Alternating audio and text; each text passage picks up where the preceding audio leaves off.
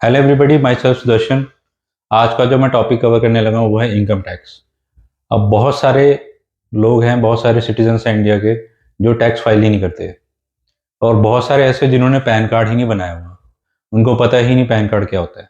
अब आपको इसमें क्या क्या मिलेगा, आपको टैक्स फाइल करना चाहिए नहीं करना चाहिए वो बताऊंगा, टैक्स सेविंग टिप्स बताऊंगा, और टैक्स किस किस चीज़ पे पड़ता है वो बताऊंगा, जीएसटी क्या होता है वो बताऊंगा। अगर आप टैक्स फाइल कर रहे हो तो उसके लिए भी बताऊंगा, टैक्स फाइल करना चाहिए ये भी बताऊंगा।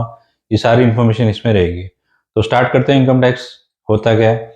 जो भी आपकी इनकम है, चाहे आप सैलरी ले रहे हो चाहे आप बिजनेस कर रहे हो, जितनी भी आपकी 1 ईयर में इनकम होती है, एक फाइनेंशियल ईयर बोलते हैं, जैसे 1 अप्रैल से लेके 31 मार्च तक कोई भी ईयर ले लो, उसको फाइनेंशियल ईयर कहते हैं। 1 अप्रैल से लेकर 31 मार्च तक जितनी आपकी इनकम रही है, जितने आपके एक्सपेंसेस रहे हैं, उन सब की आईटीआर फाइल होती है, कंपटीशन बनती है, टैक्सेशन बनती है, सारा कुछ बनता है। तो पहली बात, अगर आपने पैन कार्ड नहीं बनवाया तो आप पैन कार्ड अप्लाई कीजिए, वो बहुत ज़रूरी है। और अगर आपके पास पैन कार्ड है और आप आईटीआर फाइल नहीं कर रहे हो तो आप गलती कर रहे हो। गलती क्यों कर रहे हो? क्योंकि इन फ्यूचर अगर आपको कोई भी कार लोन लेना हुआ, टू व्हीलर लोन लेना हुआ, होम लोन लेना होगा, लोन अगेंस्ट प्रॉपर्टी लेना होगा, कुछ भी लेना होगा, तो वो क्या मांगते हैं? आपकी आईटीआर। आईटीआर में क्या, आईटीआर क्यों मांगते हैं? आईटीआर ये देखने के लिए मांगते हैं कि आपकी इनकम कितनी है। क्योंकि अगर आप कोई भी लोन लेते हो, चाहे बैंक से लोन लेते हो, तो वो ये देखते हैं कि हाँ भी आपको पोटेंशियल भी, आप हमें रीपे भी कर पाओगे कि नहीं। तो बैंक ये चीज़ देखेगा। बैंक है, चाहे नॉन बैंकिंग से करवा रहे हो, चाहे बजाज फाइनेंस से करा रहे हो, चाहे किसी भी कंपनी से करा रहे हो, वो ये देखेंगे कि आपने आईटीआर फाइल की है या नहीं की है। और जो आप आईटीआर फाइल करोगे उसमें ये पता लगेगा आपकी इनकम कितनी है, आपके एक्सपेंसेस कितने हैं, आप ईएमआई रीपेमेंट कर पाओगे या नहीं कर पाओगे। सपोज आपका ऑलरेडी एक होम लोन चल रहा है, तो उसमें आप ईएमआई पे कर रहे हो। अब ईएमआई में दो कंपोनेंट्स होते हैं, एक होता है प्रिंसिपल पार्ट, एक होता है इंटरेस्ट पार्ट। जो प्रिंसिपल है वो कवर नहीं होता टैक्स रिबेट में, और जो आप इंटरेस्ट पार्ट पे कर रहे हो अपनी ईएमआई में, वो आपका टैक्स रिबेट में कवर होगा। आईटीआर में आप बता सकते हो कि मैंने इस फाइनेंशियल ईयर में इतना मैंने बैंक को इंटरेस्ट पे किया, तो उसके ऊपर आपको गवर्नमेंट रिबेट देगी। लोन चाहे होम लोन हो, चाहे कार लोन हो, चाहे टू व्हीलर लोन हो, लोन मीन्स लोन, आप इंटरेस्ट पे कर रहे हो, तो वो आप शो कर सकते हो। अब टैक्स सेविंग टिप्स बताता हूँ। टैक्स सेव करने के लिए आप क्या कर सकते हो? टर्म इंश्योरेंस लो, लाइफ इंश्योरेंस लो, एलआईसी लो, किसी भी तरह की एफडी कराओ। अगर आप 5 ईयर्स की एफडी कराते हो तो वो ऑटोमेटिकली टैक्स सेविंग एफडी मानी जाती है, चाहे उसका 1 ईयर में बंद कर दो, पर आपका फाइनेंशियल ईयर कवर होना चाहिए उसमें, तभी वो काउंट होगी। उसके अलावा आप म्यूचुअल फंड्स में इन्वेस्ट कर सकते हो, शेयर मार्केट में लगाते हो, कहीं पे भी लगाते हो, ब्रोकरेज देते हो शेयर मार्केट में, उसके ऊपर भी जीएसटी लगाती है गवर्नमेंट। जो आप स्टॉक्स बाय करते हो, सेल करते हो, और आप कुछ भी, चाहे एक आप नीडल भी, चाहे एक पेंसिल भी खरीदते हो, और अगर आप उसका बिल लेते हो तो उस पर आपको जीएसटी पे करना पड़ेगा। जीएसटी क्या होता है? Goods and services tax. ये डायरेक्टली गवर्नमेंट की जेब में जाता है। ये वेरी करता है 5% से लेकर 28% तक। अब किसी आइटम पे 5% है, किसी पे 12 है, किसी पे 18 है, किसी पे 28 है। अब आपने करना क्या है? सबसे पहले तो आप अपनी आईटीआर फाइल करनी शुरू कीजिए। उससे क्या होगा? जितनी भी आपको टैक्स रिबेट मिल सकती है वो आपको मिलेगी। आप घर का रेंट पे कर रहे हो, आप परमानेंट रेंट एग्रीमेंट बनाइए, उसको नोटराइज कराइए, तो जितना आप रेंट पे कर रहे हो पूरे साल का आप कैलकुलेट कर लीजिए, मैंने इतने साल, पूरे साल में इतना रेंट पे किया, तो वो भी आप अपनी आईटीआर में लिख सकते हो। प्रॉफिट एंड लॉस की कंपटीशन की फाइल बनती है, प्रॉपर फाइल बनती है जो कंपनी ऑपरेट कर रहे हैं। जो सैलराइड हैं वो बता सकते हैं अभी मेरी इतनी सैलरी है पर मेरे इतने एक्सपेंसेस भी हैं।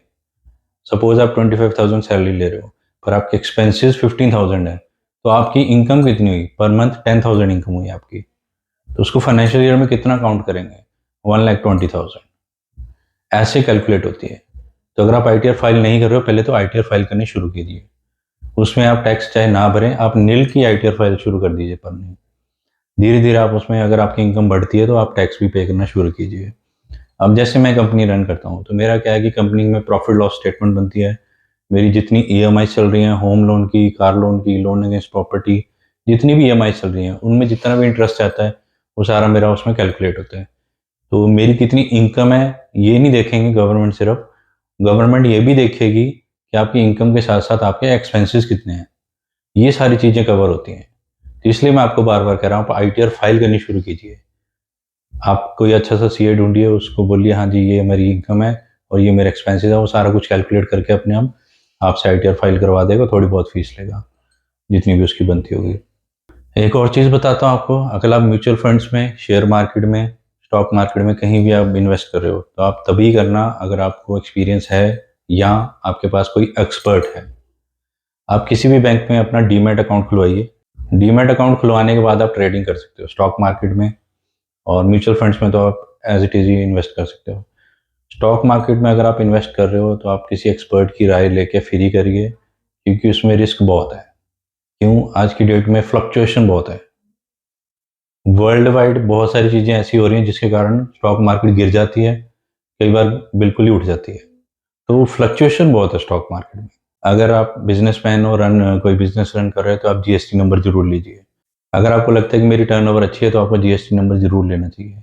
उससे क्या होगा, जितना टैक्स आप पे करोगे, जितना जीएसटी आप पे करोगे फुल ईयर में, वो आपको उसका रिटर्न मिलेगा।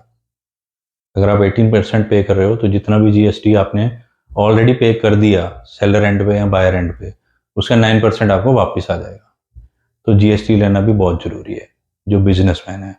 अब जो सैलराइड हैं वो क्या कर सकते हैं टैक्स सेविंग के लिए? जो सैलराइड है वो LIC की पॉलिसी ले लीजिए, वो सबसे बेस्ट है। उसके बाद FD करवा लीजिए, फिक्स डिपॉजिट किसी भी बैंक में करवाइए। अगर आप उसको 5 ईयर के टेन्योर में करा रहे हो तो वो टैक्स सेविंग FD होगी। उसके अलावा आप छोटे छोटे फंड्स ले सकते हो, म्यूचुअल फंड्स ले सकते हो। ज़रूरी नहीं है आपने 10,000 या 20,000 ही लगाने हैं, आप 1000 रुपीज़ से स्टार्टिंग कर लीजिए। उसके अलावा आपका जो रूम रेंट जा रहा है, कोई EMI जा रही है, वो सारे आप अपने एक्सपेंडिचर में डालोगे। तो इससे क्या होगा कि जितनी आपकी ओवरऑल इनकम बनेगी, आपके पास कितना पैसा बच रहा है वो काउंट होगा। ये नहीं काउंट होगा कि आपने कितना सैलरी ले रहे हो। सपोज अगर कोई 50,000 सैलरी ले रहा है तो उसका तो एक साल का 6 लाख से ऊपर चले गया। तो अब ये नहीं है कि आपको, अगर आप 6 लाख अर्न कर रहे हो तो आपको टैक्स भरना है। पर अगर आप ITR फाइल नहीं कर रहे हो तो बहुत सारे चांसेस हैं इनकम टैक्स वाले आपको पकड़ सकते हैं कि भाई आप 6 लाख कमा रहे हो साल का, पर आप ITR नहीं फाइल कर रहे हो। तो करना क्या है, आप 6 लाख अर्न कर रहे हो, इतना पता है। पर अगर आप ITR फाइल करोगे तो उसमें आप सारा कुछ कैलकुलेट करोगे कि मैं इतना रेंट पे कर रहा हूँ या रेंट पे कर रही हूँ, इतना मेरा कार लोन की EMI में जा रहा है, इतना मेरा पर्सनल लोन में जा रहा है, इतना मेरा होम लोन में जा रहा है। जरूरी नहीं है आपके ये सारे लोन चल रहे हो, 2 व्हीलर लोन है, चलो जो भी है, तो एक्सपेंडिचर में वो डाल सकते हो। तो फिर क्या होगा, 6 लाख में से मान लो आपके 3 लाख तो एक्सपेंसिस हो गए, 3.5 लाख के करीब आपके एक्सपेंसिस ही हो गए, तो आपके पास कितना बचा? 3 लाख। तो 3 लाख में तो वैसे ही स्लैब में 3 लाख की तो वैसे ही स्लैब है जिसमें आपको नील की ITR फाइल करनी है। अगर टैक्स बनता भी है तो 2-3 हज़ार बनेगा। तो आप 6 लाख के ऊपर अगर आप ITR नहीं फाइल कर रहे तो आपको बहुत तगड़ा फाइन लगेगा, अगर इनकम टैक्स वालों ने देखा तो उससे अच्छा तो आप 1,000, 2,000, 3,000 आप टैक्स ही फाइल कर दो, गवर्नमेंट को टैक्स दे दो। इससे क्या होगा कि जितने जैसे आप हर साल टैक्स भरते रहे ITR भरते रहे, आपको लोन लेने में ईज़ी हो जाएगी। अगर कोई क्वेश्चनिंग करता है कि भी आपकी तो इतनी इनकम है, आपने हमें टैक्स नहीं पे किया, अगर कोई भी गवर्नमेंट का पर्सन आके आपको बोलता है IT डिपार्टमेंट से कि भी आपने तो हमें कुछ दिया नहीं, तो आप उनको ITR दिखाओ, ये देखो जी ये मेरी अर्निंग है, ये मेरे एक्सपेंडिचर है, ये इतना प्रॉफिट है मेरा और इतना लॉस है। तो आप अगर 6 लाख कमा रहे हो तो 6 लाख पे आपको टैक्स नहीं भरना। आप उसमें अपने सारे एक्सपेंडिचर ऐड कीजिए कि मैं हर महीने इतना रूम रेंट दे रही हूँ, हर महीने ये कर रही हूँ। ये सारे ऐड करके आप देखिए कितना बच रहा है आपके पास। अगर आप 6 लाख कमा रहे हो, ये नहीं कि आपका 6 लाख बच रहा है। ये हर किसी के साथ है आज की डेट में। किसी न किसी की किसी न किसी का रूम रेंट जा रहा है, किसी न किसी का कोई ना कोई लोन चल रहा है तो उसकी EMI जा रही है। तो ये सारी चीज़ें आप CA से पूछ सकते हो। CA को बोलिए आप मेरी ITR फाइल कीजिए हर फाइनेंशियल ईयर में।